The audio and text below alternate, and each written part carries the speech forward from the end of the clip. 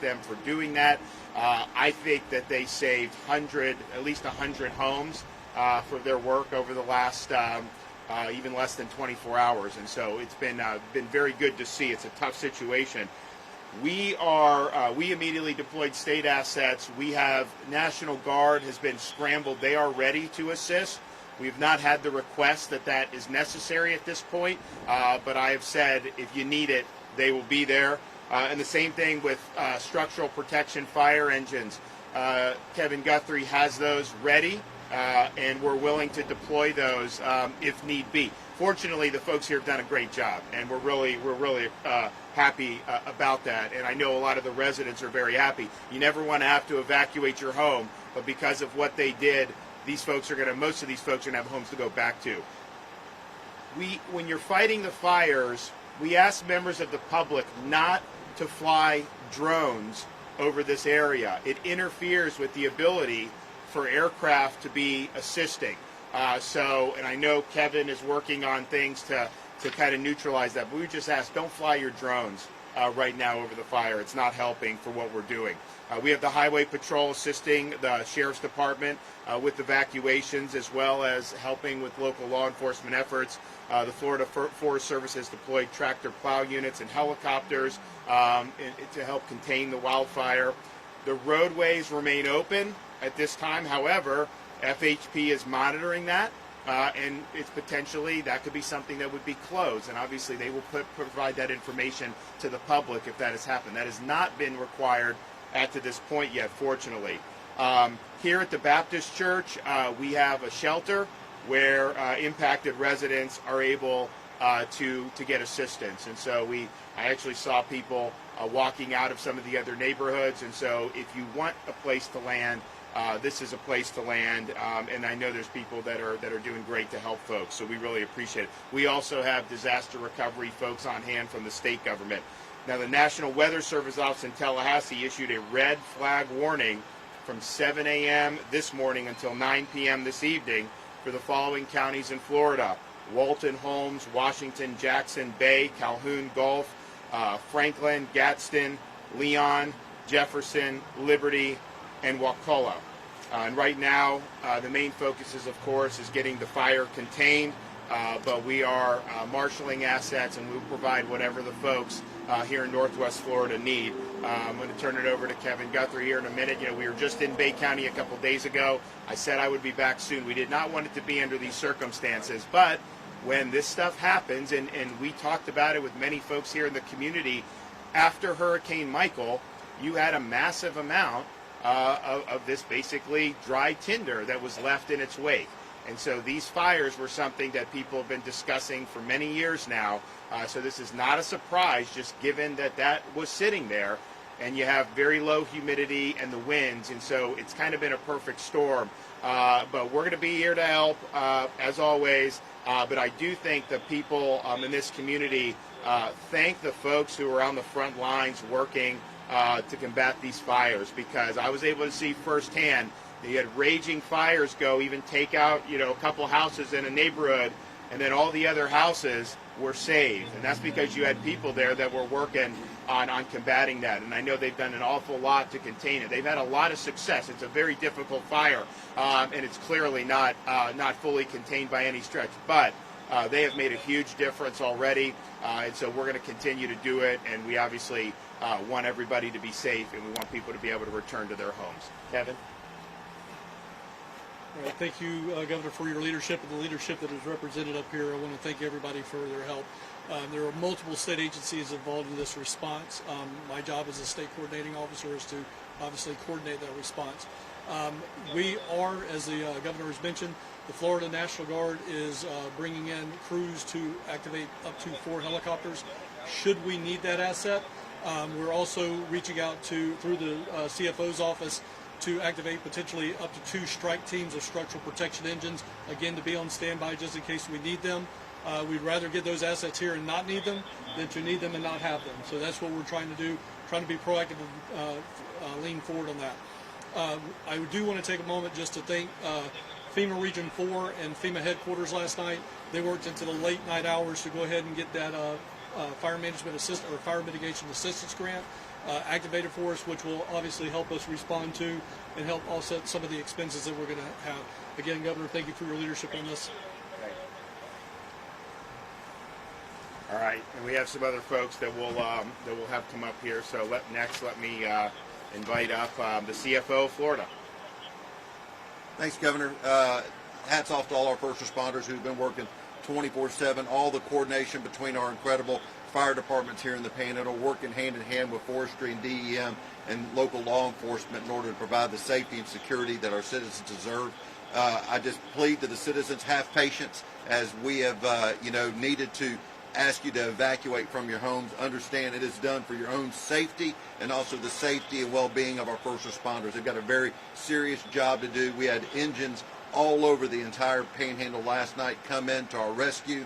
And because the reality of it is just like the governor said, there's fuel on the ground from Hurricane Michael. All the linemen are here from FP&L. Thank you for what you're doing to make sure that we keep the lights on and all of the mutual aid from the agencies we've had. If you are one of the families that has been evacuated, let me go ahead and ask you, go and contact your insurance company, pick up the phone, give them a call, and just tell them, hey, I've been evacuated from my home because it's a forest fire.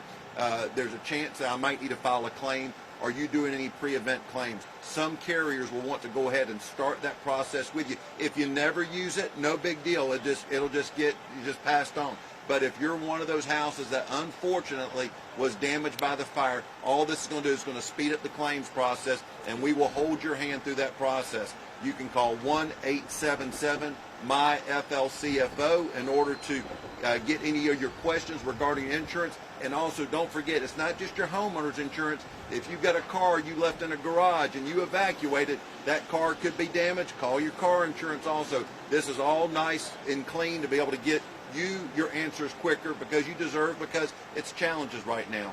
But really appreciate everybody's leadership. Governor, I didn't think you were going to be here twice in 1 week, but thank you for taking Bay County, Northwest Florida as serious as you do. We appreciate you.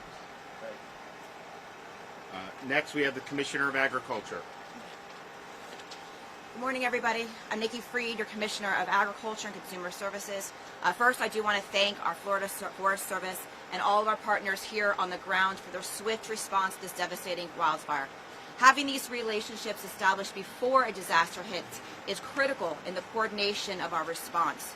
As was mentioned, 3.5 years ago, Hurricane Michael left an additional threat to our communities of wildfire.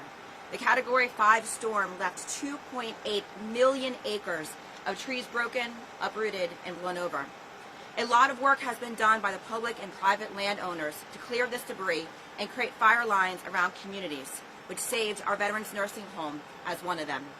However, the volume of our downed trees is exponential and remains a huge threat of already this area that's been burned. Wildfires are never easy to control.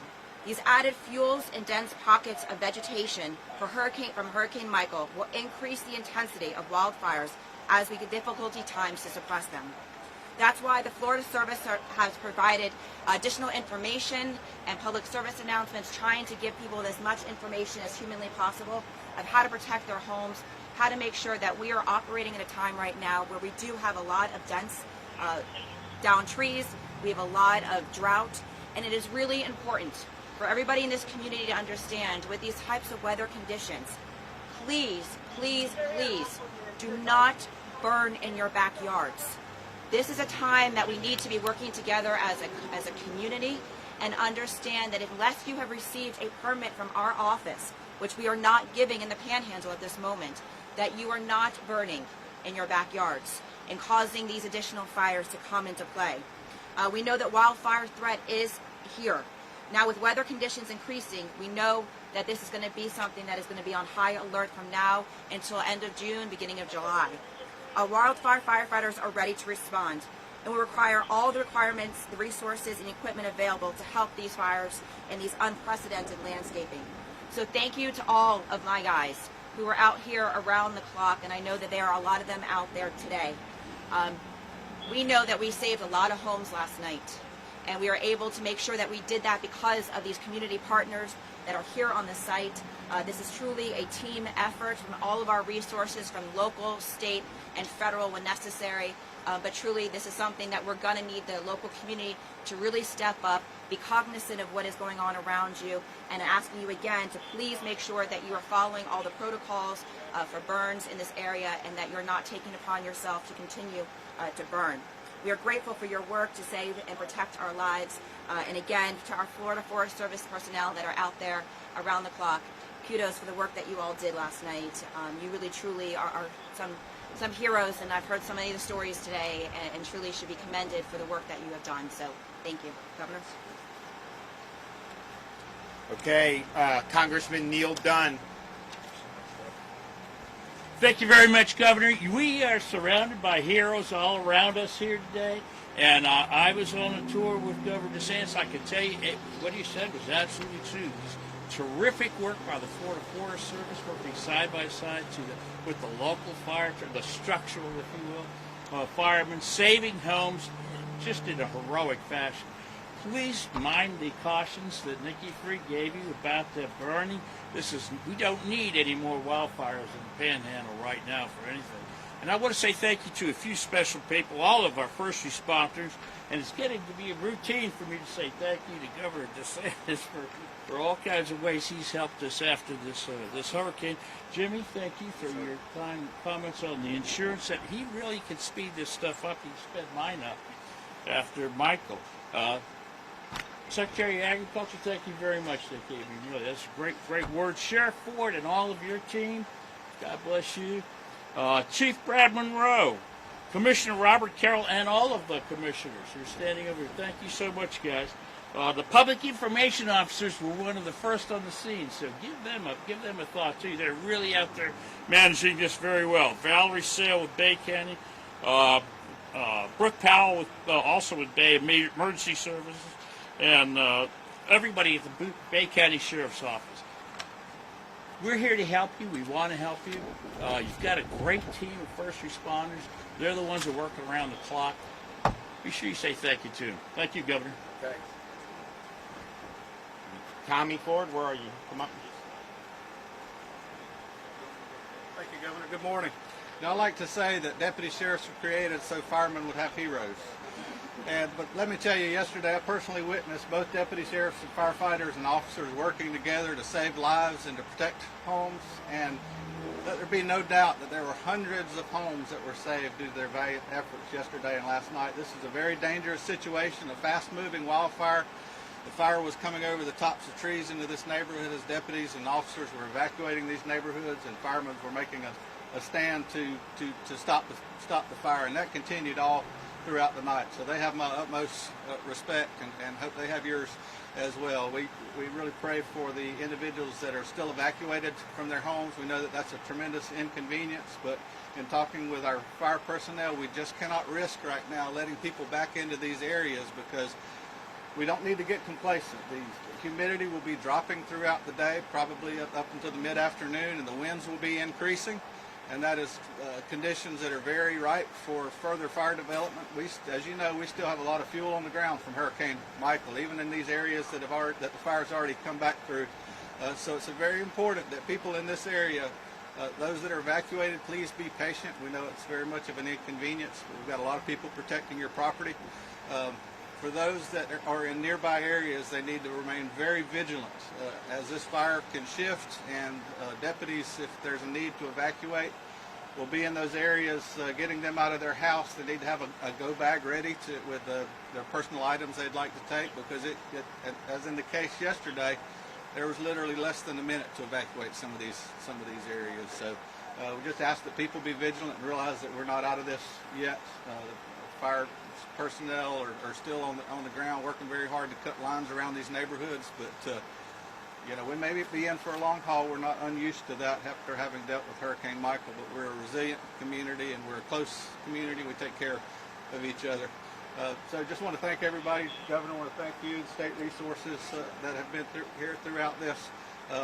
We are starting to see that the emergency room is back open. Sims is opening back up, so we are seeing some progress. But anyway, if you will, keep us in your prayers, and we'll be vigilant and out on the lines today. Thank you. Okay. Then we have Brad Monroe from Bay County Fire. First of all, I want to thank Governor DeSantis for his numerous trips here since Hurricane Michael and the support he's given the Panhandle and the first responders. Also, CFO Petronas, an incredible advocate for the firefighters and first responders of this state. Secretary, thank you for coming today. Also, our congressional delegation, Congressman Trumbull, our U.S. Congressman Dunn, Mr. Drake. Also, our other congressional and Senate leaders from this area. I want to thank the Highland Park Baptist Church for allowing us to use this area as our command post. It was put up in a hurry. We had a very fast-moving fire yesterday. It's hard to describe the force of this fire and the size of it, and it only happened in just less than an hour. So I owe a lot of tribute to our structural firefighters who made a good stop. I'm saddened by the loss of the 2 homes, but I think we did an incredible job stopping the fire, and I want to express my appreciation to those folks. We had folks from as far away as Destin and Crestview, Okaloosa. The State Fire Chiefs Association supported us and got us the task force and equipment going this way, and did a tremendous job. The support we've got from Director Guthrie's and DEM is also incredible. They were out here last night and thinking of ways that they could support our mission and help us today. We're typically looking at this situation as preparing for a worst case scenario, but hoping for the best. We have a lot of assets in place. We have more coming. We're just trying to put the best foot forward in facing this thing and being prepared as best we can. And as others have said today, we urge folks to consider the burn ban of sorts. Outdoor burning should be avoided at any cost. Even be careful with as simply as grilling and stuff outdoors. We have the high winds, the low humidity. It's a perfect scenario for another fire like we had yesterday. I want to thank the Division of Forestry, great partners, and of course Sheriff Tommy Ford. He and I talk every week. We talk on the phone, and in situations like this, we're together and work greatly as a team. Our incident management team, our Division Chief Frankie Lum and his folks, we just got a great contingency, great employees for me at Emergency Services, and I appreciate everyone in the support, especially from the folks that have donated stuff. We had a tremendous amount of stuff from vendors and from businesses in the area, and we appreciate that. And the families. Our commissioners and County Manager Micah, I can't thank you all enough for your support, and I appreciate again, Governor, for coming to see us. Yeah. They've also, over the last day, saved a lot of homes, helped evacuate a lot of people, but also, saved a lot of household pets. And these shelters are pet friendly, and we absolutely want people to be protecting their pets. And wherever you end up, if it's the Baptist Church here, Highland Park, you're going to be able to bring your pets, and I know that's a concern for a lot of people, and that's very important. And so we stand with that 100%. And I just want to say again, thanks to everyone from the Forest Service to Bay County to all the municipalities, the neighboring counties, for all the work that they've done. I mean, this is a really significant, fast-moving fire, and it obviously has done some damage. But I'll tell you, I thought that given where it was, that you would have way more homes that would have been destroyed by now. And I think it's a testament to what they did to be able to protect this community. So good on you for doing that. It's one of the reasons why we always tell people how important our first responders are, because this is the time when you want someone to be there to help, and they're always there to help us. So thank you for that, and we'll be engaged. As Kevin said, we've got a lot of assets ready, and if we need to deploy at the state level additional assets, we will absolutely do that. Okay, does anyone have any questions? Yeah, so we continue to bring up the debris that's been left from Hurricane Michael and how this is almost expected. Why haven't we done a prescribed burn of this or done more to get rid of it over the last 3 years that we've been dealing with this problem? And I'll also call Mike up from our team. So we've done a lot, as you know. I mean, we received not only state funding, which we are very grateful for, but also federal assistance. And so we've basically utilized all of the resources that have already been distributed to the Department of Agriculture and Forestry. And so you'll see what we've been able to do is really create the fire lines around so many of the buildings, and so much of the area have cleaned out debris. But of course, a lot of it is in the back of homeowners. And so working with homeowners has been difficult, and getting some of that debris done. As well as, we know that we have a shortage of personnel right now and contractors. And so Department of Agriculture and Forestry, we don't have all the resources necessary, so we have to subcontract out, and those contractors aren't always available. But I'm going to turn it over to Mike, who's also been instrumental in all of this. Yeah, since the hurricane, there's been many moving parts to a mitigation process for dealing with this timber on the ground. One of those was creating mitigation lines around neighborhoods, which I don't have the numbers, but we did several projects throughout the district to create a 60-foot buffer line to help with that issue. We've also had timber recovery block grant programs, which pays landowners for their timber loss to clean up their land and reforest it back into something. I think there's an estimate about 30% of all the timber has been cleaned up and is either been planted or ready to be planted. So we still have a lot of stuff on the ground. We've done a lot of efforts to try to clean this up. Just prescribed burning it is really not an issue, because you can see what happens in a fire. We can't put a line around it to prescribe burn it in a safe manner. There's just too much fuel on the ground, and it doesn't really accomplish much as far as it just burns really fast and still leaves the stuff on the ground, the big stuff to ground to grow. So we do more prevention programs than anything. I just wanted to reiterate what Mike had said about the timber block grant that we put out between the Division of Emergency Management and Department of Agriculture Community DACs. We've been able to put out several $100 million. I don't have the exact numbers in front of me, my speaking points, but I'll make sure my press team that's watching this will make sure we get that number out to all of you on what's actually been done to date on those numbers. Any idea when people will be allowed back in their homes? Whenever they say it's safe to go back. I mean, I think those neighborhoods we were looking at, you could tell that there have been fires burning, but there wasn't anything imminent. But with the winds the way they are, it is possible that it could bring it back. There was also kind of some slow burning ember you could see pretty close to some of the houses. So I think they're all just wrestling with that. And what they're going to do is when they know it's safe, they're going to say. What you don't want is say everyone go back and then you have to re-evacuate them. So they're working very hard to contain this thing. And we'll see. The winds are likely to shift directions over the rest of this day, and so that'll obviously be something that they're going to be watching. It creates some challenges. Well, if the wind goes in a better direction, maybe it relieves some pressure from some of the threats to our residential community. So we'll be here watching it. And again, I just want to thank everybody for mobilizing so quickly and really being there when you